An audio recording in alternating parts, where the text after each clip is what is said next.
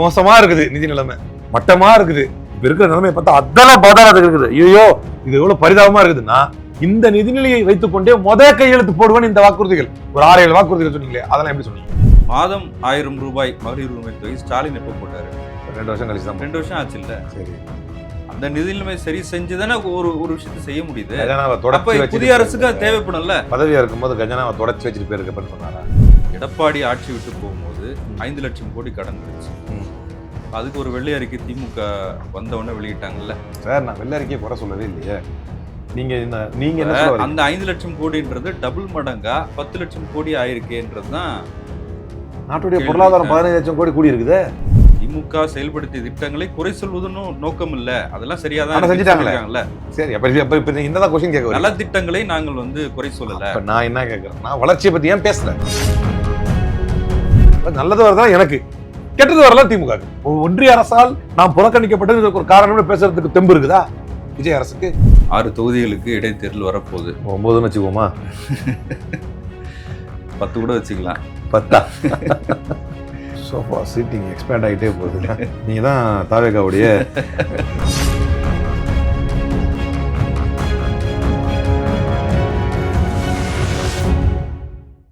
South beat அன்பு உறவுகளுக்கு வணக்கம். நான் ஃபெலிக்ஸ் இன்பவொளி. இந்த நேர்காணலில் நாம் சந்திக்கிறப்பவர் திமுகவை சேர்ந்த வழக்கறிஞர் திரு அலீம் அல் புகாரி அவர்கள். வணக்கம். வணக்கம்.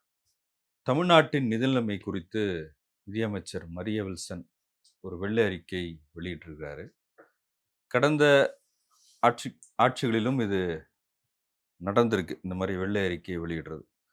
மாநிலத்தின் மொத்த நிலுவைக் கடன் 10 லட்சம் கோடி. அதில் முக்கியமான விஷயங்களை சொல்கிறேன். மொத்த வருவாய் வரவுகளில் வட்டி செலவின் சதவீதம் 22% சொல்லியிருக்காங்க. மாநிலத்தின் உள்நாட்டு உற்பத்தியில் 28% அப்படின்னு சொல்லியிருக்காங்க. இதில் 60 ஆண்டுகளில் இல்லாத சரிவு அப்படின்னும் குறிப்பிடுறாங்க. எப்படி பார்க்குறீங்க? அதாவது கோவிட் காலத்துக்கு பிறகு, அதாவது கோவிட்ல எஃப்ஆர்பிஎம் அதோடைய ஃபுல் ஃபார்ம் தெரியாமல் டக்குன்னு பக்கத்தில் கேட்டார் பார்த்தீங்களா அந்த செக்ரட்டரி, மறந்துட்டு அந்த ஃபிஸ்கல் டெபிசிட் எவ்வளவுக்கு கடன் வாங்க முடியும் என்கின்ற வரம்பு இருக்கு இல்லையா?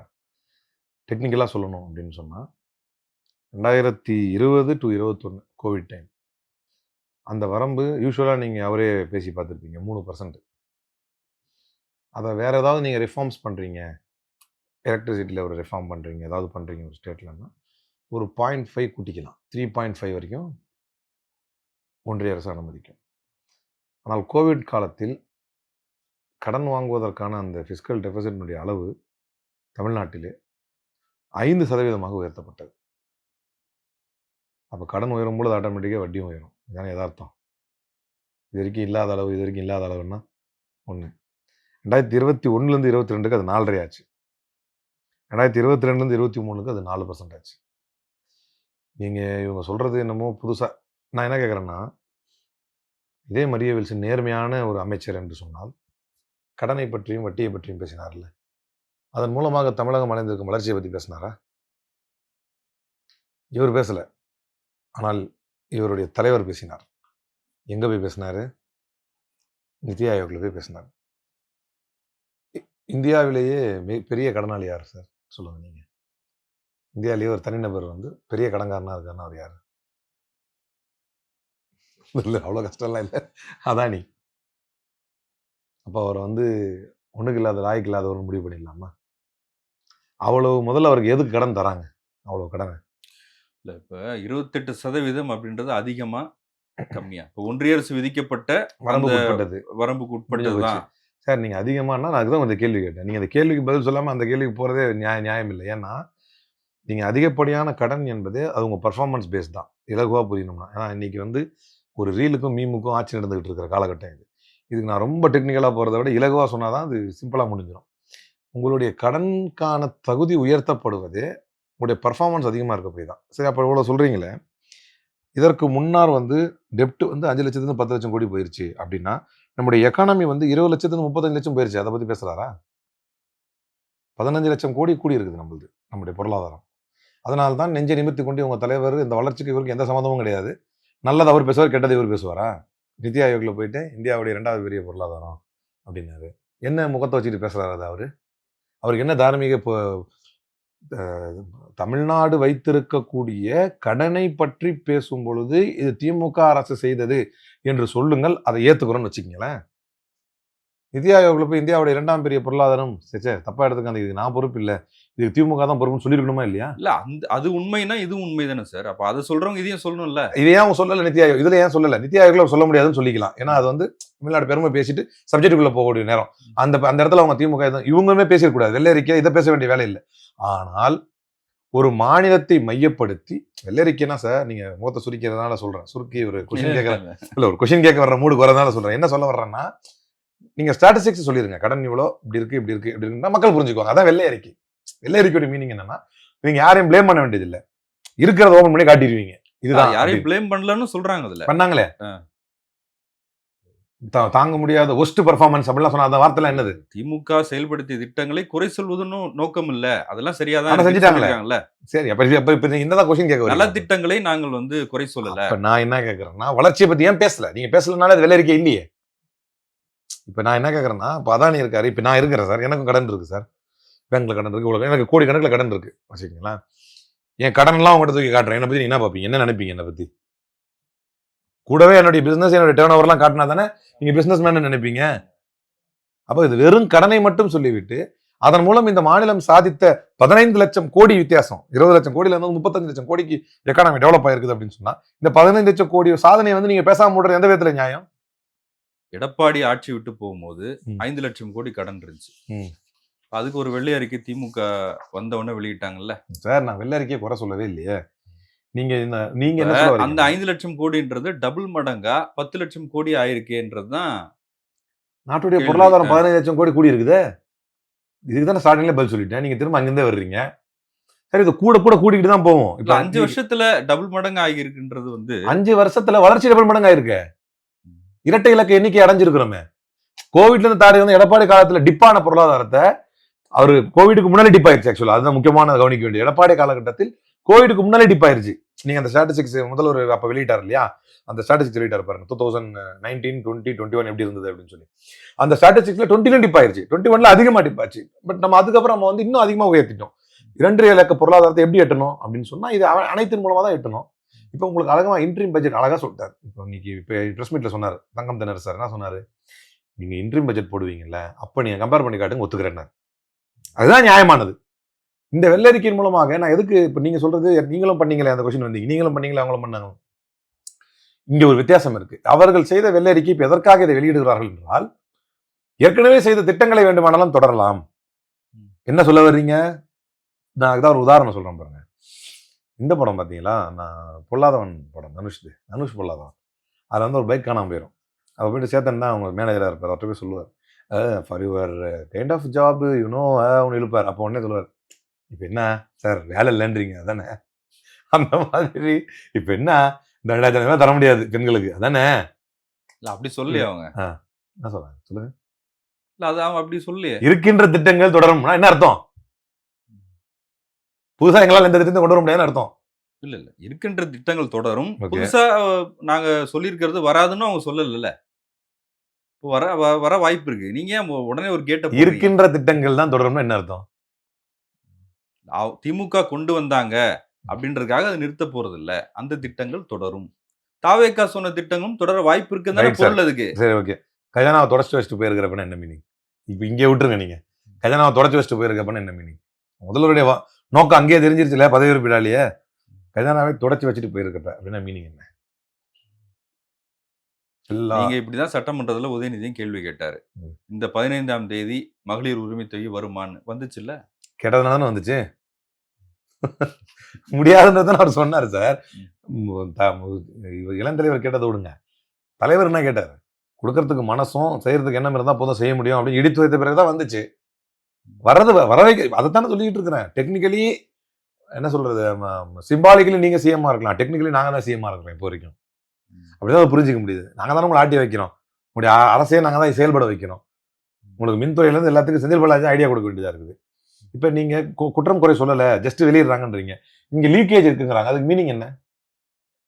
அந்த லீக்கேஜ்னா என்ன அர்த்தம்? குற்றம் குறை சொல்லல. லீக்கேஜுக்கு என்ன அர்த்தம்? இப்ப நீ உங்களுக்கு ஊழல் தானா அப்படின்னா நான் ஒரு கொஸ்டின் கேட்கிறேன். இப்ப உங்களுடைய திட்டங்களுக்கும் இதுக்கும் சம்பந்தம் இல்லை என்று சொன்னால் நீங்க லீக்கேஜ்னு சொல்ல வேண்டிய அவசியம் இல்ல. இன்னைக்கு உங்க ஆளுங்க எல்லாம் பூரா மீன் போட்டு ஒரு ஒரு தனிநபருடைய தலையில இவ்வளவு கடன் இருக்கு.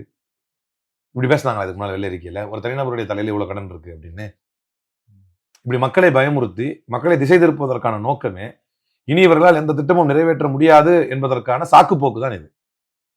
இதனுடைய உள்நோக்கமே அதுதான். அது நீங்க ஒரு முன்முடிவோட சொல்றீங்கல்ல, சரி, தெரியாது இல்ல அது. இதை நான் ஏன் அதை நீங்க அவங்க செயல்படுத்த முடியாதுன்னு சொன்னாலோ இல்ல செயல்படுத்தலைனாலும் அந்த கேள்வி எழுப்பலாம். அப்ப நம்ம இதை பத்தி டிஸ்கஸே பண்ண வேணாமே. நீங்க இன்ட்ரீம் பட்ஜெட் போடுங்க, அதுக்கப்புறம் உங்க லட்சணத்தை பாக்குறேன்ட்டாரு. நீங்க பண்ணி நீங்க ஒரு பட்ஜெட் கொண்டு வருவீங்கல்ல, அதுக்கப்புறம் நம்ம பேசுவோம் அப்படின்ட்டாரு. இப்ப நம்ம இதை பத்தி பேச யூஸே இல்லையா? இப்போ நீங்க வெளியிட்டது உண்மை. நான் ஒரே ஒரு கேள்வியோட முடிச்சிட்டேன். இப்ப நீங்க சொல்ற மாதிரி அது அவங்க செய்ய வரக்கூடிய திட்டங்களை செய்ய முடியாது என்பதற்கான சாக்குப்போக்கு தான் அப்படின்னு நான் சொல்லும்போது, அப்படி எதுக்கு நம்ம முன்னுடிவா எடுத்துக்கணும் அப்படின்னு நீங்க கேக்குறீங்க. அப்படின்னா நான் அதை எப்படி புரிஞ்சுக்கிறேன்? இந்த நெருக்கடிகள் இப்போ வந்து ஒன்றிய அரசு இந்த இந்த இந்த இந்த அளவுக்கு நெருக்கடிகள் வந்தது உண்மைதான். அவரும் சொல்றாரு எஃப்ஆர்பிஎம் ரேஷியோ பாருங்க, அந்த நிர்ணயிக்கப்பட்ட அளவுக்குள்ள தான் வாங்கியிருக்காங்கன்னு சொல்றதெல்லாம் நீங்க அவங்க ரொம்ப நேர்மையா தான் அதை பேசினாங்கன்னா, நான் திரும்பவும் அதை என்ன கேட்கிறேன்னா எப்படி புரிஞ்சுக்கிறேன்னா, அந்த சாதனையே அவங்க பேசல. இந்த பொருளாதாரம் உயர்ந்திருக்குங்கிற சப்ஜெக்ட் ஏன் சொல்ல மாட்டேங்கிறாங்க? இது ஏன் அப்படின்னா, இது என்னமோ இவங்க நான் எதுக்கு இந்த பாயிண்ட்டை சொல்ல வர்றேன் இந்த இடத்துல அப்படின்னா, இவர்களுக்கு இது தெரியாதா? இவங்க இது புரியாமே இந்த கவர்மெண்ட்டுக்கு வந்து வந்தாங்களா? இப்போ நீங்க வாக்குறுதிகளை நிறைவேற்றாம இருக்கிறதுக்கு தான் இதை சொல்றாங்க, நம்ம ஏன் எடுத்துக்கணும் அப்படின்னு நீங்க கேட்குறீங்க இல்லையா இந்த வாதத்தின் மூலமா? இந்த வாதத்தில் வேணா எடுத்துக்க வேணாம். ஆனா நான் என்ன கேட்குறேன்னா, இப்படி எல்லாம் இருக்குது அப்படிங்கிறது 2025 இன்டர்ம் பட்ஜெட் ஃபைல் பண்றப்ப 2025 தங்கம் தென்னரசு பேசினாரு. என்னுடைய நினைவு சரியா இருந்தா இவர் அதிமுகல இருந்து எந்திரிச்சு இவர் கேள்வி கேட்டார். அப்ப கேள்வி கேட்கும்போது தங்கம் தென்னரசு வந்து அதுக்கு என்னென்னலாம் பதில் சொன்னாரு? 4/17/2025 15 கோடி தமிழ்நாடு வந்து ஜிஎஸ்டி ரேஷனலைசேஷன்னால 15,000 கோடி இழப்பு ஏற்படுது. ஜிஎஸ்டி ரேஷனலைசேஷனால 13 15,000 கோடி இழப்பு ஏற்படுது. அது மாதிரி நம்ம பண்றதா இருந்துச்சுன்னு சொன்னா, குறிப்பாக இந்த டெப்டை வந்து ரீபே பண்ணா நம்ம 1.3 லட்சம் கோடி நம்மளால வந்து இந்த சமாளிக்க முடியும். நம்முடைய வரவேண்டிய கடன்களை வந்து ஒன்றிய அரசு ரிலீஸ் பண்ணுச்சுன்னா 3 லட்சம் கோடி. இதெல்லாம் வந்து பார்த்துருக்க மாட்டாங்கிறது தான் உண்மை. பட் நியாயமா பார்த்துருந்துருக்கணும். இப்ப கேட்டா பார்த்தோம் அப்படின்னு சொல்லுவாங்க. இதெல்லாம் ஏற்கனவே திமுக அரசு சொல்லிச்சா இல்லையா? இதெல்லாம் உள்வாங்கினாங்களா இல்லையா? இப்ப நான் ஒரு கொஸ்டின் கேட்கிறேன். இதெல்லாம் உள்வாங்கி கொண்டுதான் இந்த நிலைமையில நிதிநிலை இருக்குதுன்னு தெரிஞ்சுட்டு தான் இந்த வாக்குறுதியெல்லாம் கொடுத்தீங்களா? நான் கேட்கிறேன். நீங்க நம்ம அந்த முன்முடிவுக்கு வந்துடும் நீங்க கேக்குறீங்க. நான் ஒரு கேள்வியா கேட்கிறேன். இதெல்லாம் தெரிஞ்சுக்கிட்டு தான் இவ்வளவு கடன் இருக்குது, இந்த கேப் கிட்ட வந்துட்டோம், நம்ம வந்து பிஸ்கல் டெபிசிட் ரேஷியோ வந்து நெருங்கிட்டோம், இவ்வளவு நெருக்கடிகள் இருக்குது, இவ்வளவு கடன் இருக்குது, இதெல்லாம் தெரிஞ்சுக்கிட்டு தான் தாலிக்கு தங்கம்னு இது தாய்மாமன் சீருன்னு சொன்னீங்களா? இதெல்லாம் தெரிஞ்சுக்கிட்டு தான் 2,500 ரூபாய் தரேன்னு சொன்னீங்களா? இதெல்லாம் தெரிஞ்சுக்கிட்டு தான் திட்டங்களை வந்து முதல் நாளே கையெழுத்து போடுவேன்னு சொன்னீங்களா? என்னுடைய கேள்வி அதுதான். இல்ல நீங்க சொன்ன மாதிரி லீக்கேஜஸ்னு ஒண்ணு சொல்றாங்கல்ல. ஆமா, இதெல்லாம் தெரிஞ்சுக்கிட்டு தான் சொன்னீங்களான்னு கேட்கிறேன். என்னங்க லீக்கேஜஸ்? அந்த லீக்கேஜஸ் தான் பேசிட்டாங்களே ஏற்கனவே. அந்த லீக்கேஜஸ் நீங்க யாரை காரணம் காட்டுறீங்களோ, மறைமுகமா டான்ஜெட்கோ இதெல்லாம் என்ன காரணம் காட்டுறீங்களோ, ஏற்கனவே கடந்த திமுக ஆட்சி இருக்கும் பொழுது செந்தில் பாலாஜி மீது வழக்கு இருக்குது. இப்போ வந்து நீங்க இடி ஏற்கனவே அனுமதி கேட்டுக்கிட்டு இருந்துச்சு, இப்ப அனுமதி கொடுத்துட்டாங்க, KN வழக்கு போட்டிருக்கீங்க. இதெல்லாம் ஏற்கனவே வந்துருச்சு. அப்ப எல்லாம் தெரிஞ்சுக்கிட்டு தான் வாக்குறுதி கொடுத்தீங்கன்னா நான் கேட்கிறேன். இதெல்லாம் தெரிஞ்சுக்கிட்டு நிதிநிலை இவ்வளவு மோசமா இருக்குன்னு தெரியும். இவர்கள் சொல்லக்கூடிய அளவில் கடனை மட்டுமே மையப்படுத்தி தமிழ்நாடு என்னமோ மூழ்கி போச்சு, பாதாளத்துக்கு போயிருச்சு என்பதெல்லாம் உண்மை என்றால் இந்த வாக்குறுதி எல்லாம் விஜயால் எப்படி தர முடிந்தது? நம்ம ஏன் அந்த முன்முடிவுக்கு போனோம் நீங்க கேக்குறீங்க. ஆனா நான் அதை விட்டுறேன். நான் இப்படி வர்றேன். மோசமா இருக்குது நிதி நிலைமை, மட்டமா இருக்குது. இப்ப இருக்கிற நிலைமை பார்த்தா அதெல்லாம் பாதாளத்துக்கு இருக்குது. ஐயோ இது எவ்வளவு பரிதாபமா இருக்குதுன்னா, இந்த நிதிநிலையை வைத்துக் கொண்டே கையெழுத்து போடுவேன் இந்த வாக்குறுதிகள் ஒரு 6-7 வாக்குறுதிகள் சொன்னீங்களே, அதெல்லாம் எப்படி சொன்னீங்க? ஆனா போடல கையெழுத்து, அது வேற இல்லையா? இப்ப இதெல்லாம் மோசமா இருக்குதுன்னா 354 கோடி if I am not wrong சிங்கப்பெண்ணுக்கு பட்ஜெட். அது எங்கிருந்து வந்துச்சு? இவ்வளவு பேசுற நீங்க கேக்குறீங்க அதை வந்து யாரையும் குறை சொல்றதுக்காக இல்ல அப்படின்னா, திமுக அரசை இந்த ரீல்ஸ் காலத்தில் மீம்ஸ் காலத்தில் ஏதாவது ஒண்ணு போட்டு திமுக அரசை வந்து டைவர்ட் பண்ணணும், திமுக அரசு மேல எல்லா முன்னர் இருந்த திமுக அரசின் மேல இந்த குறைகளை தள்ளணும் என்பது மட்டும்தான் நோக்கம் என்பது இல்லாமல் இருந்திருக்குமே. ஆனால் நீங்கள் நியாயமாக கேட்க வேண்டிய இன்னொரு கேள்வி இருந்துச்சு. நம்முடைய ஜிஎஸ்டி ரேஷனலைசேஷனை பத்தி ஏன் நீங்க கொஸ்டின் கேட்கல? நீங்க வெள்ளரிக்கை அதையும் சொல்லணும்ல. ஜிஎஸ்டி மூலமாக தமிழ் மாநிலத்துக்கு வர வேண்டிய முறையான ஷேர் வந்து சேரல. 13,000 கோடியிலிருந்து 15,000 கோடிங்கிறது சின்ன நம்பர் சார். இதை பத்தி பேசுனீங்களா? ஒரு அரசு நடத்தினாங்க, இந்த இடத்துல எல்லாம் லீக்கேஜ் இருந்துச்சு, இவ்வளவு வந்து கடன் எடுத்துட்டு வந்தாங்க, நீங்க சொல்ற மாதிரி அவங்களுக்கு சார்பு எண்ணம் இல்ல, யாரையும் குறை சொல்ற எண்ணம் இல்ல அப்படின்னா, நான் ஒரு கேள்வி கேட்டேன். ஏன் இதன் மூலமாக இந்த மாநிலம் அடைந்த வளர்ச்சியை பத்தி பேசல அப்படின்னு சொன்னேன். அவங்க சொல்றாங்க அதற்கு ஏற்ற வளர்ச்சி எங்க இருக்குதுன்னு கேட்கறாங்க. அதுக்கு ஏற்ற வளர்ச்சி எங்க இருந்துச்சுன்னு உங்க தலைவர் கேளுப்பா, அவர் தான் போயிட்டு நிதி ஆயோக்ல பேசினாருன்னு சொல்லுவேன். ஆனா அதை கூட விட்டுருங்க. ஒரு மாநிலத்துக்கு வருவாய் இழப்பு ஏற்படுகிறது, ஒரு மாநிலம் பொருளாதார ரீதியாக பாதிக்கப்படுகிறது என்று சொன்னால், இந்த மாநிலம் ஜிஎஸ்டி ரியலைசேஷன்ல 15,000 கோடி வரைக்கும் நமக்கு தர வேண்டியது இருந்துச்சு, ஏன் தரல? நம்ம மாநிலத்தினுடைய ப்ராப்பர் ஷேர் இந்த டெப்ட்ல 3 லட்சம் கோடி குறைந்து போயிருக்கும். அதை பத்தி ஏன் பேசல? 3 lakh crores, 15,000 கோடி விட்டுருங்க, 3 லட்சம் கோடி குறைந்து போயிருக்கும். அதை பத்தி ஏன் பேசல? நம்மை விட குறைவாக பாதிக்கப்பட்ட மாநிலங்களாக பாஜகவுடைய கூட்டணியில் இருக்குதுங்கிற காரணத்துக்காக பீகாருக்கும் ஆந்திர பிரதேசுக்கும் ஃபிளட் ரிலீஃப்ல ஃபண்ட்ஸ் அவ்வளவு தூரம் அவங்களுக்கு பேக்கேஜஸ் தள்ளி கொடுத்தாங்க. அந்த நேரத்தில் தமிழ்நாடு தனிமையாக விடப்பட்டது. ஃபண்ட்ஸ் நேரத்தில் எவ்வளவு நம்ம அதெல்லாம் பேசியிருக்கிறோம் பட்ஜெட் டைம்ல. அதை பத்தி ஏன் பேசல? அதுவும் ஒரு வருவாய் இழப்பு தானே மாநிலத்துக்கு எக்ஸ்ட்ரா வந்தது. இந்த ஒன்றிய அரசால் நாம் புறக்கணிக்கப்பட்டது ஒரு காரணம்னு பேசுறதுக்கு தெம்பு இருக்குதா விஜய் அரசுக்கு? ஆனா அதை விடுங்க, கல்விக்கு வர வேண்டிய நிதி வராம போச்சு, அதுவும் நிதி தானே செய்யணும். அதை கேட்டிருக்காருல்ல, எப்ப கேட்டாரு? என்ன கேட்டாரு? நிதி ஆயோக்ல கேட்டிருக்காருல்ல. நிதி ஆயோக் விடுங்க சார், அது சரி, கொடுமையா இருக்குது. இங்க சொல்லுங்க, நான் பயந்துட்டேன். நான் ஒரு நம்ம தான் கவனிக்காம முட்டமோன். நான் கேட்கறது, நம்ம வெள்ளை அறிக்கைன்னு வரும் பொழுது நீங்க சொல்றீங்க அவங்களுக்கு அந்த நோக்கம் இருக்காது. இருக்கிற நிலையை சொல்றது, இது இருக்கிற நிலை தானே.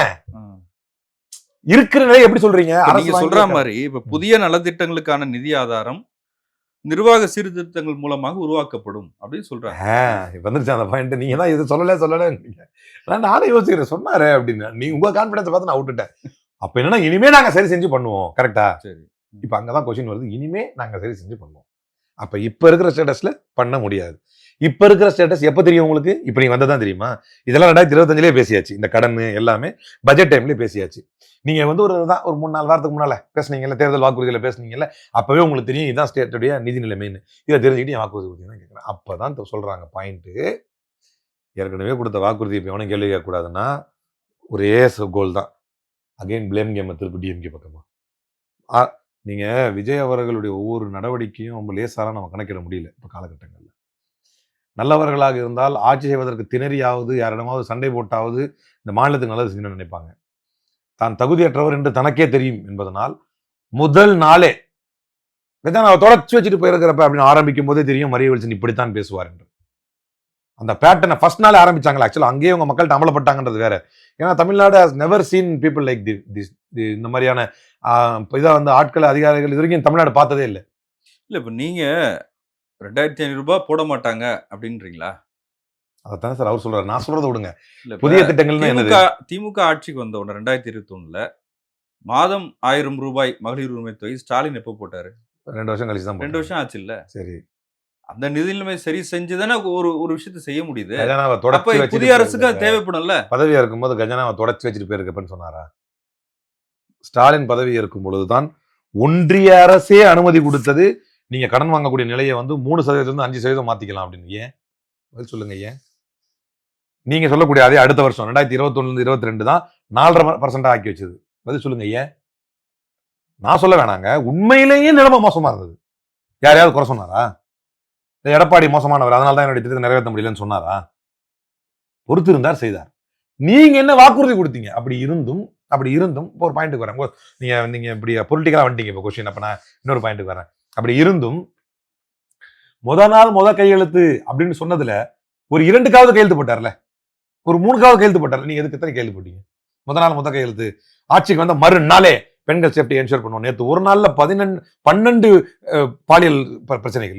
நேற்று ஒரு நாள்ல முதல் நாளே பெண்களுக்கு எதிரான குற்றங்களை குறைச்சி முடிவு பண்ணிடுவேன். முதல் நாளே சிங்க பெண் கொண்டு வந்துடுவேன். முதல் நாளே உங்களுக்கு எல்லா திட்டங்களும் வந்துடும். எதுவுமே வரலையே முத கையெழுத்து எதுக்கு போட்டார் சொல்லுங்க? நீங்க கேட்டதுனால, எங்க தலைவரை கம்பேர் பண்ணி சொன்னதுனால இந்த கேள்வி உங்களுக்கு. அப்ப ஒன்றிய அரசே ஏற்றுக்கொண்ட நிதி நெருக்கடி நாங்க ஆட்சிக்கு வர்றப்ப ஒன்றிய அரசே ஏற்றுக்கொண்டது, எதிர்கட்சிகள் கூட கேள்வி கேட்காத நிலைமை. அப்போ அதிமுக எதிர்கட்சி, ஏன்னா அந்த நிலைமை அந்த மாதிரி. கோவிட்ல இருந்து வந்தோம், நீங்க கடன் வாங்குற நிலைமையை கூட இன்க்ரீஸ் பண்ணிக்க முடியும் அப்படிங்கிற சுச்சுவேஷன். மொரட்டோரியம்னு சொல்லி பேங்குக்கு வர வேண்டியது எல்லாமே தள்ளி போடப்பட்ட ஒரு சுச்சுவேஷன். அப்படிப்பட்ட சுச்சுவேஷன் கூட சொன்னதை 2 ஆண்டுகள் கழித்து நிறைவேற்றோம்னா, நீங்க சொன்னீங்க முத நாளே மக்கள் உங்களை கேள்வி கேட்க தான் செய்வாங்க. அது ஒரு அடுத்த நொடியே அது கூட விட்டுருங்க. நீங்க நல்லா கேளுங்க. தலைவர் சொன்ன வார்த்தை, உங்களை 6 மாதங்கள் நாங்கள் குறை சொல்ல மாட்டோம் என்று சொன்னது அவர் இன்னும் பெருந்தன்மையா சொன்னார். உங்களுடைய ஆட்சி நிர்வாகத்தை நீங்க செய்யறதுக்கு நாங்க குறை சொல்ல மாட்டோம். அதுக்காக எங்களை குறை சொல்லி உங்க ஆட்சி நிர்வாகத்துக்கு காரணம் அதுதான் சொன்னீங்கன்னா நாங்க எப்படி சும்மா இருக்க முடியும்? பைத்தியமா நம்ம? உன்னால தர முடியுமா முடியலையான்னு சொல்லு. இதெல்லாம் தர முடியுமா முடியாதாங்கிறது 5 நாளைக்கு முன்னாடி உனக்கு தெரியாதா? 10 நாளைக்கு முன்னாடி உனக்கு தெரியாதா? தேர்தல் பிரச்சாரத்துல 20 நாளைக்கு முன்னாடி உனக்கு தெரியாதா? தேர்தல் பிரச்சாரத்துல அப்பெல்லாம் பேசிட்டு தானே இருந்த. அப்ப 2025 உங்களுக்கு வந்துருச்சு இல்ல, கரெக்டா லாஸ்ட் பட்ஜெட் தாக்கல் பண்ணும்போதே கொடுத்துட்டாங்கல்ல. இவ்வளவுதான், இதான் மாநிலத்துடைய நிதி நிலைமை தெரியும்ல. அதை தெரிஞ்சுக்கிட்டு கொடுத்த வாக்குறுதி தானே. இது எப்ப நம்ம கேட்போம் அப்படின்னா, நீங்க தொடச்சு வச்சுட்டு போயிருக்கீங்க அப்படின்னு எங்களை நோக்கி கேட்கும்போது நம்ம அந்த கேள்வி கேட்க தானே செய்வோம். இது யதார்த்தமான நியாயமான கேள்வி தானே. உங்களை குறை சொல்லல, ஆனால் நீங்கள் செயல்படாமல் இருப்பதற்கு காரணம் நாங்கள் தான் என்று குறை சொல்லும் போது அது எப்படான்னு கேட்டா பாத்தீங்களா, 6 மாசம் சும்மா பாருங்க 6 மாசம் சும்மா இருக்கேன்னாங்க, எப்படி அமைதியா இருக்க முடியும்? அப்போ தெள்ள தெளிவாக தெரிந்து மோசமான, ரொம்ப ஒரு கிரிமினல் தனமான ஒரு பழி போடுதல் யுக்தியை வந்து தாவேகா வந்து செயல்படுத்துகிறது. ரொம்ப மோசமானது. இது எதிர்காலத்தில் ரொம்ப மோசமான நிலைக்கு கொண்டு போய் நிறுத்தும். இதுவரை தமிழ்நாட்டு வரலாற்றில் இவ்வளவு மோசமா யாரும் பழி போட்டதில்லை. ஒரு இன்னொரு அரசியல் கட்சி மேல வந்து தன்னுடைய இயலாமைக்கு. ஏன் இதை சொல்றேன், இது வரைக்கும் மோசமா ஏன் போட்டதில்லை அப்படின்னா, 15-20 நாளைக்கு முன்னாலதான் பேசிட்டு போறீங்க. நீங்க பதவி இருக்கிறதுக்கு 10-15 நாள் முன்னாடி இதெல்லாம் முடியும்னு சொல்லிட்டு போறீங்க. நாட்டினுடைய நிதி நிலைமை என்னன்னு உங்களுக்கு நல்லாவே தெரியும். இது இப்படி முதலமைச்சர் இவ்வளவு மோசமாக பழி போட்டு ஒரு ஒரு அவருடைய டெக்கோரத்துக்கே வந்து நான் லாயக்கு இல்லாத ஒரு செயலை செய்கிறார். ஆனால் அதே முதலமைச்சர் நித்யாவுக்கு போய் தமிழ்நாட்டு 2வது இடம். நல்லது வரதான் எனக்கு, கெட்டது வரலாம் திமுகவுக்கு. ஒரு குறைந்தபட்சம் ஒரு குறைந்தபட்ச நியாயத்தோடு நடந்துங்க. இந்த கெட்டது கடனுக்கும் திமுக தான் காரணம், இந்த சொத்து மதிப்புக்கும் திமுக தான் காரணம். அப்படியே சொல்லணும்ல. சொத்து மதிப்புக்கு நான் காரணம்னு இவர் கொண்டு போய் நித்தி ஆயோக்ல பேசிக்குவாராம் பெருமையா. இந்த கடனுக்கு வந்து திமுக தான் காரணம்னு சொல்லுவாராம். அப்ப இந்த அடைந்த வளர்ச்சியை பத்தி யார் பேசுவா? அப்ப தன்னால் அடுத்த கட்டத்தில் எந்த திட்டத்தையும் கொண்டு வர முடியாது என்று தெரிந்த தாவேக அரசு தான் கொடுத்த வாக்குறுதியை இப்போது நிறைவேற்ற முடியாது என்று தெரிந்து கொண்டவர்கள் தான். ஏன்னா டிஎம்கே வந்து ஆட்சிக்கு வந்ததுக்கு பின்னால 1.4 கோடி பெர் ஆனம் பார்த்தீங்கன்னா இன்ட்ரெஸ்ட் ஆன் டெப்ட் 1.4 லட்சம் கோடி. அது வந்து என்ன கணக்கு அப்படின்னா 128% இருந்த அந்த கணக்கை 93% திமுக குறைத்தது அதிமுக காலகட்டத்தில் அந்த இன்ட்ரெஸ்ட் பர்சன்டேஜ். ஆனா அதுக்கு பிறகு கடன் வாங்கக்கூடிய நிலைமையும் ஆட்சி அதிகாரத்தை செய்யக்கூடிய நிலைமையும் கடன் வாங்குவதற்கான தகுதியும் மாநில அரசு கூட்டி கட்டுவதுடைய விளைவு தான் இன்னைக்கு சிறப்பான ஆட்சி நடந்து கொண்டிருக்கிறது. அப்ப பொருளாதாரம் உயராமல் கடன் உயர்ந்திருந்தால் அது கேட்கக்கூடிய கேள்வி சரி. பொருளாதாரம் எந்த வகையில் உயர்ந்திருக்கிறது என்பதை பற்றியே சொல்லாமல் வெறும் கடனை பற்றி மேற்கோள் காட்டிவிட்டு பத்திரிகையாளர்கள் கேட்ட கேள்விக்கு பதில் சொல்லாமல் எழுந்து ஓடும் பொழுது எந்த பதிலுமே சொல்லாம போறாருப்பார். சொல்லப்போனா ஒத்தவாத்துல சொன்னான் ஒரு பத்திரிகையாளர், எந்த பதிலுமே சொல்லாம போறாருப்பாருன்னு சொல்லல, அவர் வேற மாதிரி சொன்னார். அப்படி ஒரு அமைச்சரை பார்த்து கேள்வி கேட்கக்கூடிய அளவுக்கு கேலி கூத்தாக்கி வைத்திருக்கிறார்கள் அமைச்சரவை. இப்ப தாவேகாவின் அடுத்த நகர்வுகள், இப்ப 6 தொகுதிகளுக்கு இடைத்தேர்தல் வரப்போகுது. 9ன்னு வச்சுக்கோமா, 10 கூட வச்சுக்கலாம். 10 சிவி சண்முகம் இருக்காரோ பேலன்ஸ். இப்ப விஜயபாஸ்கர் வந்து ராஜினாமா பண்ணிட்டாரு. இன்னைக்கு மதிமுகவின் பொதுச் செயலாளர் திரு வைகோ அவர் வந்து முதலமைச்சர் விஜயை சந்திக்க போறாரு. அவங்க வைத்திருக்கிற 2 எம்எல்ஏக்கள் அந்த இடங்கள் என்னாக போகுதுன்ற கேள்வி இருக்கு. ஆனா குதிரை பேரம் நடக்கவே இல்லை அப்படின்னு விஜய் சொன்னாரு. எப்படி பாக்குறீங்க? சோஃபா சீட்டிங் எக்ஸ்பேண்ட் ஆகிட்டே போகுது. 3 seater sofa, 4 seater sofa, 5 seater sofa seating வந்து எக்ஸ்பேண்ட் ஆகிக்கிட்டே போய்கிட்டு இருக்கு. குதிரை பேரம் நடந்ததா இல்லையா என்பது இது வந்து யாருக்கு நெருக்கடி என்று சொன்னால், உள்ளபடியே யாருக்கு நெருக்கடி என்று சொன்னால், ஏற்கனவே தலைவர் சொன்ன மாதிரி உங்க கூட்டணி கட்சிகளே நீங்க வந்து துரோகம் பண்றீங்க. ஐ மீன் இப்போ அவங்களுக்கு ஆதரவாக இருக்கக்கூடிய கட்சிகளுக்கு நீங்க துரோகம் பண்றீங்க. அவர்கள் மீதே உங்களுக்கு நம்பிக்கை இல்லை என்பதைத்தான் இந்த பர்ச்சேஸ் ஆஃப் எம்எல்ஏஸ் காட்டுது. இந்த எம்எல்ஏக்களை பர்ச்சேஸ் பண்ண எந்நேரமும் திருமாவளவன் நம்மை விட்டு சென்று விடுவார், எந்நேரமும் கம்யூனிஸ்டுகள் தன்னுடைய ஆதரவை திரும்பி வாங்கி விடுவார்கள். எந்நேரம் முஸ்லீம் லீக் தெரியல, இப்போ சமீபத்தில் பயங்கர தாவேகேன்ஸ் ஆகிட்டாங்க அவங்க, அதனால தெரியல, பயங்கர ஆர்வமாக இருக்குது, பயங்கர குடும்பமாக விட்டு கொடுக்குறாங்க. சொல்லப்போனால் ஒரு சின்ன விஷயத்த சொல்லணும், திருப்பரங்குன்றம் இஷ்யூ ஸ்டார்ட் ஆனதே நவாஸ்கனியால் தான். ஆனால் கொஞ்சம் கூட ஈவிரக்கம் இல்லாமல் பேசுகிறார்கள். சரி, ஓகே, பாயிண்ட்டுக்கு வருவோம். அதனால் முஸ்லீம் லீக் கதை என்னன்னு தெரியல எனக்கு. மற்றபடி கம்யூனிஸ்டுகளும் வெளியிருந்தானே ஆதரவு, அதுதான் சொல்கிறேன். என்றைக்கு வேணால் அவங்களுக்கு அந்த பெரிய குஷன் இருக்குது, என்றைக்கு வேணால் வெளியிருந்த ஆதரவு தான். ஆனால் மட்டும் கொஞ்சம் முரட்டாக இருக்குது சில நேரங்களில். திமுக அதை பேசக்கூடாது அப்படிங்கிறாங்க, ஆனால் இவங்க அதை சிபிசிஐடி விசாரணை கொடுங்குறாங்க. அந்த ஸ்ரீவைகுண்டம் மேட்டருக்கு நேரடியாக பாதிக்கப்பட்ட பெண் அவ்வளோ தூரம் கொடுத்துருக்கு, ஒரு எஃப்ஐஆர் கூட பதிவாமல் சிபிசிஐடிக்கு மாற்றினா என்ன அர்த்தம் அவங்க மேலே? அதனால் சில நேரங்களில் அவங்க முட்டு வந்து கொஞ்சம் முரட்டாக இருக்குது. கனி இருப்ப காய்கா வந்துட்டு இருக்கிறாங்க. அதை வந்து யார் கனி யாய் காயின்னு சொல்ல மாட்டேங்கிறாங்க. இன்றைக்கி சூழ்நிலைக்கு இடம் பெற முடியாதுங்கிறாங்க. இப்போ என்றைக்கு சூழ்நிலைக்கு வருவாங்கன்னு தெரியல. இந்த ஒரே குழப்பமாக இருக்குது. இருந்தாலும் அவங்க மேலே ஒரு மரியாதை வந்து வெளியிருந்து ஆதரவு கொடுக்குறாங்கன்ற போது அது வரதான் செய்து ஒரு மரியாதை. இவரு வந்து திருமாவளவன் வந்து எப்போ வேணா நாங்க வெளிய வரலாம் அப்படிங்கிறாரு. திடீர்னு இது பண்றாரு. ஸோ இது வந்து ஒரு இது அத வந்து அவங்க எதுக்கு சொல்றாங்கன்னா, இந்த அரசை வந்து ஒரு செக்லயே வைக்கணும் அப்படிங்கிறதுக்காக வச்சு அது நல்லது தான். ஆனா செக்ல வச்சு என்ன பிரயோஜனம்னு தெரியல. இவங்கள எதிர்த்து குரல் குடுத்தாங்கன்றதுக்கு இவங்கள எதிர்த்து பேசுனாங்க. ஏதோ ஆபாசமா பேசிட்டாங்க கூட வச்சுக்குவோமே. அப்படி பண்ணாங்கன்றதுக்காக வந்து குண்டாஸ் போடுறாங்க இன்னைக்கு 2 பேருக்கு. ஆனா அந்த ஸ்ரீவைகுண்டம் எம்எல்ஏ மேல ஒரு சின்ன துருப்பு நடவடிக்கை கூட இல்லையே. ஏன்? நியாயமா இருந்தா 2 பக்கமும் கரெக்ட்டா இருக்கணும்ல. ஒரு பெண்ணை பாஜகவை சார்ந்த ஒரு பெண்ணை இவங்க 2 பேரும் அசிங்கமா பேசிட்டாங்க அப்படிங்கிறதுக்கே குண்டாஸ் அப்படின்னா, உங்க கட்சி சார்ந்த ஒரு பெண்ணை மயக்க மருந்து குடுத்து, உங்க கட்சி சார்ந்த பொண்ணையே இவ்வளவு தூரம் அபியூஸ் பண்ணி, அதுக்கு காரணம் உங்க கட்சி எம்எல்ஏ தான் அந்த பெண்ணு சொன்னா, அந்த பெண்ண நீக்குறாங்க கட்சி விட்டு. ஸோ உங்க கதையெல்லாம் இப்படி இருக்குன்னு வைங்களேன். ஸோ இப்படியெல்லாம் இருக்கிறதுனால இந்த கூட்டணி கட்சிகள் மேல இவங்களுக்கு நம்பிக்கை இல்லை. நம்ம வந்து தன்னை சொந்தமா ஸ்டாண்ட் பண்ணிக்கணும். ஏற்கனவே இல்ல இப்ப ராஜினாமா பண்ணவங்களுக்கு மீண்டும் அதே அதே கேண்டிடேட்ஸ் தான் இருப்பாங்கன்னுலாம் பேசப்பட்டதுல்ல. பேசப்பட்டது தானே. அ, அ. குடுத்தா பார்ப்போம். பேசப்பட்டது தானே. ஏன்னா விஜய் வந்து சார் எந்த ஜனநாயக மரபையும் மதிக்கிறது இல்ல. அவர் ஆக்சுவலா.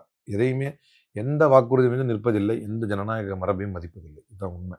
ஏன்னா, விஜய் சொன்னது என்ன? நம்மை நம்பியும் சில பேர் வருவாங்க இல்லையா? அவங்களுக்கும் அதிகாரத்துல பங்கு தரணும் இல்லையான்னு. அப்படி அவரை நம்பி வந்தவர்கள் யார்? தேர்தலுக்கு முன்னாடி யாரும் போல. ஏன் போல? முஸ்தபா யாரு? அவர் என்ன தாவேகாரரா? இல்ல அவர் தனி இயக்கம்ன்றீங்களா? சரி இன்றீங்களான்லாம் என்னது? தனி இயக்கம் தான் அவரு. இவங்க தான் அவர தாவேகாரரா மிக்ஸ் பண்ணி விட்டாங்க. அவர் தனி இயக்கம் தான் வச்சிருக்காரு. இப்ப கூட காயிதே மில்லத்து கண்ணியமிகு காயிதே மில்லத் சாஹிபுடைய அந்த நினைவிடத்துக்கு போறப்ப அவர் பேனர்லாம் வச்சிருந்தாரு. நான் அங்க போயிருந்தேன். பேனர் அவர் தனி அவங்க கட்சி சார்பா வச்சிருந்தார் பேனர். தனி கட்சி தான் அவர். தமிழ்நாடு முஸ்லீம் லீக் ஏதோ வச்சிருக்காரு. எனக்கு பேர் சரியா நினைப்பில்ல எனக்கு. ஏதோ ஒரு கட்சி வச்சிருக்காரு. லெட்டர் பேடம்னு வச்சிருக்காரு. புதுக்கோட்டையில நின்றாரு எம்எல்ஏக்கு. ஷரீஃப்னு ஒருத்தர். அவர் வச்சிருக்கிறது வந்து பழனி பாபா காலத்தில் மக்கள் ஜனநாயக கட்சி பிடிபின்னு அப்துல் நாசர் மதானி இருக்கார் பாருங்க கேரளால. அவருடைய கட்சியை இங்க கொண்டு வரணும் போது தான் இவர் வந்து அந்த கட்சியை தான் இவர் தமிழக மக்கள் ஜனநாயக கட்சின்னு வச்சிருக்காரு. அதே பிடிபி தான் டிபிடிபின்னு வச்சுக்கலாம். தமிழக மக்கள் ஜனநாயக கட்சி அப்படின்னு வச்சிருக்காரு. அவர் ரொம்ப நாளா வச்சிருக்காரு அந்த கட்சியை. அதே மாதிரி தான் இப்போ இவங்களாம் தோத்துட்டாங்கன்னு வச்சுக்கங்களேன். அதே மாதிரி தான் இந்த ஹாரூன் ரஷீன் ஒருத்தர் நின்றார் மயிலாடுதுறையில். அவர் நான் தான் மாஜாக்கான்னு அன்சாரிக்கு அவருக்கு சண்டையா இருக்குன்னு வச்சுக்கங்களேன். அவர் நான் தான் உண்மையான மாஜாக்கான்னு விஜய் கூட நின்றார். எந்த தேர்தல் பிரச்சாரத்திலும் இவங்க நம்முடைய கூட்டணி கட்சியெல்லாம் அவர் சொல்லலை. இவங்க நம்ம மாஜக வேட்பாளர்னு அவர் சொல்லலை. தமாஜக வேட்பாளர்னு சொல்லலை. இவரை வந்து அந்த முஸ்லீம் லீக் வேட்பாளர்னு இவர் சொல்லலை. அதுவே ஒரு கொடுமை. ஆனால் நீங்கள் இதே திமுக எடுத்துக்கங்க. ஒரு எம்எல்ஏ தான் ஒரு சீட்டு தான் கொடுக்குறாங்க இவருக்கு அன்சாரிக்கு. அவரை கட்சி பேரை சொல்லி சொல்கிறாங்கல்ல. இவரு நம்ம நெல்லை முபாரக்குக்கு ஒரு சீட்டு கொடுக்குறாங்க. அவருடைய கட்சி பேரை சொல்லி சொல்கிறாங்கல்ல திமுகவில். இப்போ பாயிண்ட்டுக்கு வர்றேன். ஏன்னா பெரிய லென்த்தாக இழுத்துட்டு போகுது இந்த சப்ஜெக்ட்டு. எதுக்கு சொல்ல வரேன்னா, தன்னை நம்பி வந்தவர்கள் அவர்கள் கட்சி பேரை கூட சொல்லாமல் விசிலோட சேர்த்து வச்சுக்கிட்டு வச்சாங்க. அவன் நியாயமா அமைச்சர் யாருக்கு கொடுத்துருக்கணும்? முஸ்லீம் லீக் கொடுத்துருக்கணுமா? முஸ்தபா கொடுத்துருக்கணுமா? அவர் நம்பி வந்தவர் யாரு? நீ தான் சொல்லணும் இப்போ. நீங்க தான் தாவேகாவுடைய ஸ்ட்ராங்கஸ்ட் சப்போர்ட்டர். அதனால நீங்க சொல்லுங்க.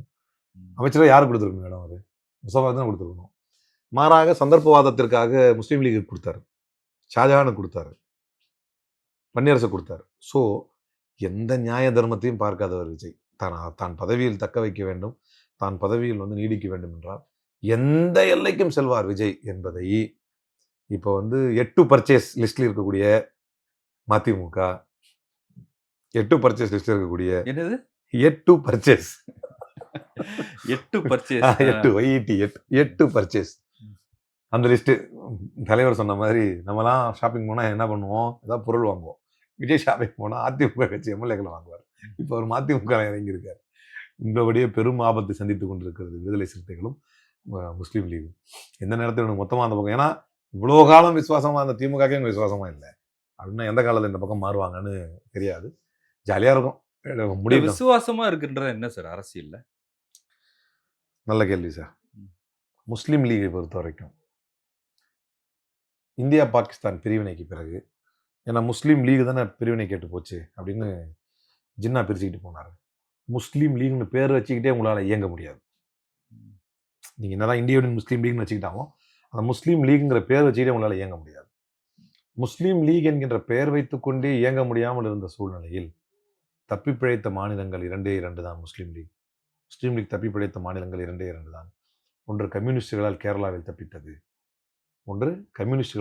தப்பித்தது. இன்னொன்று திராவிட முன்னேற்ற கழகத்தால் தமிழ்நாட்டில் தப்பித்தது. உங்க கட்சி தப்பிச்சிருக்கிறதுக்கு காரணமே திமுக தான். இங்க நான் சொல்றேன், இதை சொன்னது யாரு? நான் சொன்னது இப்போ டைலாக். இந்த டைலாக் சொன்னது வந்து காதர் மீதி. நான் 7 வயசு இருக்கும்போது என்னை போட்டு அடிப்பாங்கிறாரு காதர் மீதி. நான் 7 வயசு இருக்கும்போது ஒரு முஸ்லீம் என்றால் ஒரு முஸ்லீமுடைய இடத்தில் நின்று முஸ்லீம்களை பற்றி யோசிப்பவர் கலைஞர். சொன்னது யாரு? காதர் மீதி. நாங்கெல்லாம் வந்து வெங்கடாச்சலபதினு பேர் வச்சிருப்போம் ஹோட்டலுக்கு. நாங்கள் முஸ்லீம்கள் ஒரு ஹோட்டல் நடத்தினா வெங்கடாச்சலபதினு பேர் வச்சிருப்போம் ஹோட்டலுக்கு. ஏன்னா முஸ்லீம் பேர் வச்சு நடத்த முடியாது. அந்த நிலையை மாற்றி காமராஜர் காலத்தில் காவல்துறைக்கு முஸ்லீம்கள் விண்ணப்பித்தால் கூட அவர்களை வேறு பார்வையில் பார்க்கக்கூடிய சூழ்நிலை இருந்தபோது, பின்னர் வந்த திராவிடத்தின் ஆட்சி தான், அண்ணாவின் ஆட்சி தான், கலைஞரின் ஆட்சி தான் அந்த நிலையை மாற்றி முஸ்லீம்களை அரசு வேலைக்குள் எடுப்பதற்கான சூழ்நிலையை உருவாக்கியது. அதற்கு காரணம் திராவிடம் தான்.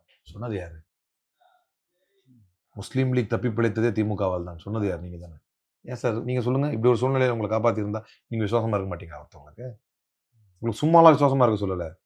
உங்க ஏணியை இடது கையில தூக்கி பிடிச்சி உங்க கையை வலது கையில தூக்கி பிடிச்சது உதயநிதி ஸ்டாலின்.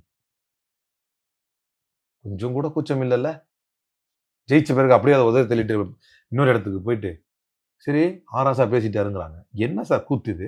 ஆராசா பேசிட்டாரு, சரி உங்க மனசு புண்பட்டு இருந்தா ட்வீட்டை டெலிட் பண்ணிட்டாருல்ல. ஒரு வாதத்துக்கு கேட்குறேன் சார், ஆராசா பேசுறதுக்கும் நீங்க பேசுறதுக்கு 1000 வித்தியாசம் இருக்கு சார். எங்க கிட்ட நீங்க ஜெயிச்சுட்டு அங்க போயிட்டு அமைச்சர் இடம் பெற்றுட்டீங்களேன்னு கோவத்துல பேசினாருன்னு எடுத்துக்கலாம். நீங்க ஆக்ஷனுக்கு ரியாக்ஷன் கொடுத்துக்கிட்டு இருக்கீங்க. அந்த ஆக்ஷன் ஏன் வந்துச்சுன்னு சொல்லணும்ல. அவர் ஏன் பேசினார்? நீங்க போனதுனால பேசினாரு. அப்படி கூட சரி அந்த ட்வீட்டை டெலிட் பண்ணிட்டாரு. போறதுக்கு என்ன பேசுறதுன்னு தெரியல. ஆராசா பேசியது சரியா, அவர் அப்துல்லா பேசுறது சரியா? என்ன பேசுனாங்க? எப்ப பேசுனாங்க? நீங்க இப்படி பண்ணதுனால நீங்க என்ன பண்ணீங்க? இன்னைக்கு இருக்கிறோம், நாளைக்கு இருக்கிறோம், நாளை கழிச்சு இருக்கிறோம் அப்படின்னீங்க. இன்னைக்கு நைட்டு திடீர்னு நான் மறுநாள் காலைல போயிட்டீங்க. ஒன்னே ஒண்ணுதான் நடந்திருக்கணும். இவ்வளவு வேகமா வந்து நிலைப்பாடு மாறணும்னா போன்ல வந்து தலைவரோ அல்லது எதிர்கட்சி தலைவரோ போன் பண்ணி அசிங்கமா கேட்டுருக்கணும். இவரை நல்லா இருந்தா இருப்பாரு தெரியுங்க. திடீர்னு நைட்டு போன் பண்ணி என்ன அசிங்கமா கேட்டாருப்பா, நான் போறப்பா கட்சி விட்டுன்னு போயிருவேன். இடையில என்ன நடந்துச்சு? நீங்க ஒண்ணுமே நடக்கணும்னு சொல்லுவீங்க, நம்மணுமா? அதனாலதான் இப்ப சீட்டிங் சோஃபா வந்து எக்ஸ்டெண்ட் ஆகிட்டே போயிட்டு இருக்குன்னு எதிர்கட்சி தலைவர் போட்டாரு சர்காஸ்டிக்கா. அதனால விசுவாசமா இருக்கிறது கடமை சார். மற்றவங்களை விட்டுருங்க. மற்றவங்களெல்லாம் எனக்கு தெரியல. முஸ்லீம் சமூகம் எஸ்டிபிஐ வந்து இந்த முறை வெளியே இருந்தப்ப எஸ்டிபிஐ இங்கே வரணும்னு நாடுனது ஒரு யாரோ ஒரு தனிநபரோ இயக்கமோ இல்லை, ஒட்டுமொத்த முஸ்லீம் சமூகம் நாடுச்சு. ஏன்னா ஒரே இடத்துல இருங்க, எல்லாரும் திமுகவில் இருங்க, நமக்கு வந்து நியாயமா நடக்கிற ஒரு கட்சி வந்து திமுக தான் அப்படின்னு சமூகத்தினுடைய பிரதிபலிப்பு தான் இவங்க எல்லாம் உள்ள வந்தது. அடுத்து இப்போதைக்கு தேர்தல் இல்லை அப்படிங்கிற தெம்புல இவங்க தாவேகாவோட கூட்டணி வச்சுட்டு தாவேகாவை முஸ்லீம் சமூகம் பெரும்பான்மை சமூகம் ஏற்கல. இதுதான் உண்மை. அதனாலதான் முஸ்லீம்கள் அதிகப்படியாக வாழக்கூடிய பகுதிகளில் if I am not wrong அறந்தாங்கியை தவிர வேறு எங்கும் தாவேகா ஜெயிக்கல. முஸ்லீம்கள் ஒரு 15% இருக்கிற ஓட்டு எடுக்கிற இடம், ஓரளவு தீர்மானிக்கும் சக்தியாக இருக்கிற எந்த இடத்துலையுமே. அப்போ முஸ்லீம் சமூகத்தினுடைய எண்ண ஓட்டம், தாவேகாவில் பயணிக்கக்கூடிய முஸ்லீம் நிர்வாகிகளை தவிர்த்து விட்டு நீங்க பாத்தீங்கன்னா சமூகத்துடைய எண்ணம் it is always there with DMK. அதுக்கு காரணம் இருக்கு. நான் ஏன் வர்றேன் டிஎம்கே நோக்கி? வெற்றி காங்கிரஸ் ஒரு 5 எம்எல்ஏக்களை வைத்து 2 அமைச்சர்களை பெற்று அமைச்சரவையில் இடம்பெறக்கூடிய ஒரு காலகட்டத்தில் நான் ஏன் காங்கிரஸ் விட்டு வெளியே வரேன்? திமுக சைட்ல சமூகம் வந்து திமுக பக்கம் தான் நிற்குதுங்கிறத உணர்றேன். அவைக்கால இருக்கக்கூடிய பர்சனல் முஸ்லிம்ஸ் வேணா இது இல்லைன்னு நினைக்கலாம், பட் சமுதாயம் இந்த பக்கம் தான் நிற்குது. அதுக்கு பல காரணங்கள் இருக்கு. அப்ப நீங்க கேட்குறீங்களா, அதுக்காக அவ்வளவு பெரிய பதில் அந்த இது இருக்கணுமா அப்படின்னு கேட்குறீங்க. இருக்கணும் சார், இருந்தா தானே சரி. இதையெல்லாம் தாண்டி நீங்க ஜெயிச்சதே இங்க வச்சு தானே. நீங்க சொல்ற காரணத்தை மக்கள் ஏத்துக்கோன்னு நினைக்கிறீங்களா? எங்க ஓட்டம் இருக்குது. எவ்வளவு ஓட்டு உங்களுக்கு? எவ்வளவு பர்சன்டேஜ் சொல்லுங்க. மொத்தத்துக்கு நீங்க அன்ப்ரூவனா இருக்கிறீங்க. உங்களுக்கு ஓட் பேங்க்ன்றதே ப்ரூவ்டு கிடையாது. அப்படி ப்ரூவனாலோட ஓட் பேங்க் எவ்வளோ ஒரு இடத்துல? அப்புறம் இதுக்கு 234 தொகுதியில 234 நீங்க ஒரு 100% மாத்தினீங்க அப்படின்னு சொன்னா நீங்க வாங்குற 2 சீட்டுங்கிறது உங்க ஓட் பர்சன்டேஜ் கணக்கு வச்சுக்கீங்க. அப்போ 234 தொகுதியில உங்களுக்கு 2 தான் உங்களுக்கு, அவ்வளவுதான் உங்க ஓட் பர்சன்டேஜ். அப்ப அந்த தொகுதியில அவ்வளவுதான் உங்க ஓட் பர்சன்டேஜ். மிச்சம்லாம் யார் ஓட்டு? திமுக ஓட்டு. 234க்கு 2 அப்படின்னும் போது ரேஷியோ கணக்கு பண்ணுங்க. 100 அவுட் ஆஃப் எவ்வளவு பர்சன்டேஜ்னு. இவ்வளவுதான் உங்க ஒரு தொகுதியில ஓட்டு பர்சன்டேஜ் உங்களுக்கு. அதனால இந்த 2 தொகுதியில் எங்களுக்கு ஆதரவு கொடுங்க. அப்படி மற்ற தொகுதியில் எங்களுக்கு ஆதரவு, இந்த 2 தொகுதியில் நாங்க உங்களுக்கு எம்எல்ஏ கூட்டணி கணக்குகள் அப்படி நீங்க சொல்ல முடியாது சார். எங்க தமிழ்நாடு முழுக்க எல்லா கட்சியிலும் எல்லாரும் இருக்காங்க. நீங்க ஒரு ஓட்டு 2 ஓட்டுன்னு கூட வச்சுக்கீங்களேன். சரி, ஒரு 1000 ஓட்டுன்னு கூட வச்சுக்கீங்களேன். நான் என்ன சொல்ல வர்றேன், நீங்க ஜெயிச்சது யார் ஓட்டை பெற்று? திமுக ஓட்டை பெற்று தான் ஜெயிச்சிங்க. அதை மறுதளிக்கும் போது இந்த வார்த்தை சொல்றாங்க, எங்க ஓட்டம் இருக்குதுன்னு. அதுக்காக சொல்றேன், உங்க ஓட்டு எத்தனை பர்சன்டேஜ் இருக்கும்? உங்களுக்கு கொடுத்துருக்கிற சீட்டுகளை கணக்கு பண்ணா தெரிஞ்சிடும் எத்தனை பர்சன்டேஜ் இருக்கும்னு. அப்ப நீங்க பண்ற அநீதியில மிகப்பெரிய அநீதி என்ன அப்படின்னா, திமுக கூட நின்னு திமுக கூட தேர்தலை சந்திச்சு ஜெயிச்சுட்டு அங்க போனீங்க. ஆதரவு கொடுக்கறதுக்கு கேட்கும் போதே பெரிய மனசு பண்ணி எவ்வளவு தூரம் கண்ணியத்தோட நடந்துக்கிட்டாங்கன்னு திருமாவளவன் சொன்னார். உதயநிதி கேட்கல, அமைச்சர்கள் கூட கேட்கல ஏன் போறீங்கன்னு. அது முறை. இவ்வளவு ஜென்யூனா நடந்துகிட்ட ஒரு கட்சிக்கு எதிராக போய் நின்றுட்டு நீங்க இஷ்டத்துக்கு பேசுவீங்க, எல்லாத்தையும் பண்ணுவீங்க. கேட்டு சும்மா இருப்பாங்களா எல்லாரும்? அப்போ பதிலடி கொடுக்க தான் செய்வாங்க. நன்றி சார். நன்றி.